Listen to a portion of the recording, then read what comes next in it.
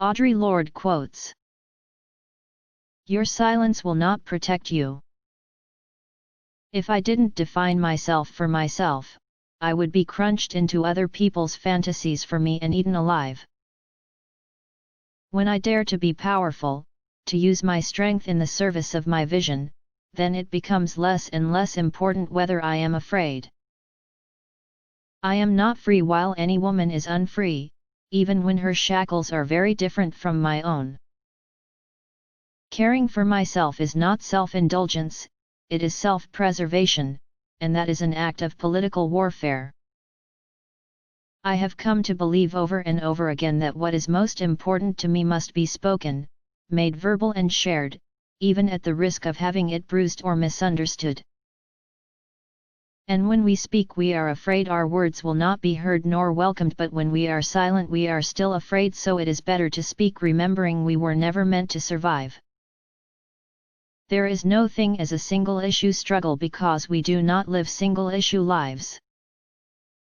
Revolution is not a one-time event. The master's tools will never dismantle the master's house. Pain is important, how we evade it, how we succumb to it, how we deal with it, how we transcend it. Our feelings are our most genuine paths to knowledge. My silences had not protected me. Your silence will not protect you. But for every real word spoken, for every attempt I had ever made to speak those truths for which I am still seeking, I had made contact with other women while we examined the words to fit a world in which we all believed, bridging our differences. I am deliberate and afraid of nothing. Sometimes we are blessed with being able to choose the time, and the arena, and the manner of our revolution, but more usually we must do battle where we are standing. I have a duty to speak the truth as I see it and share not just my triumphs, not just the things that felt good, but the pain, the intense, often unmitigated pain. It is important to share how I know survival is survival and not just a walk through the rain.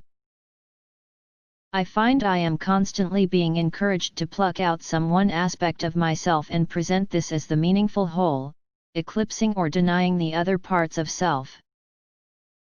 Without community, there is no liberation. Unless one lives and loves in the trenches, it is difficult to remember that the war against dehumanization is ceaseless. I am my best work, a series of road maps, reports, recipes, doodles, and prayers from the front lines. But the true feminist deals out of a lesbian consciousness whether or not she ever sleeps with women. We have been raised to fear the yes within ourselves, our deepest cravings. Tell them about how you're never really a whole person if you remain silent, because there's always that one little piece inside you that wants to be spoken out, and if you keep ignoring it, it gets madder and madder and hotter, and if you don't speak it out one day it will just up and punch you in the mouth from the inside. The learning process is something you can incite, literally incite, like a riot. The erotic is a measure between the beginnings of our sense of self and the chaos of our strongest feelings. Nothing I accept about myself can be used against me to diminish me. And that visibility which makes us most vulnerable is that which also is the source of our greatest strength. Poetry is the way we help give name to the nameless so it can be thought. I realize that if I wait until I am no longer afraid to act, write, speak, be, I'll be sending messages on a Ouija board, cryptic complaints from the other side.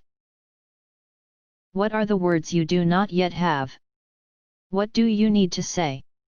What are the tyrannies you swallow day by day and attempt to make your own, until you will sicken and die of them, still in silence?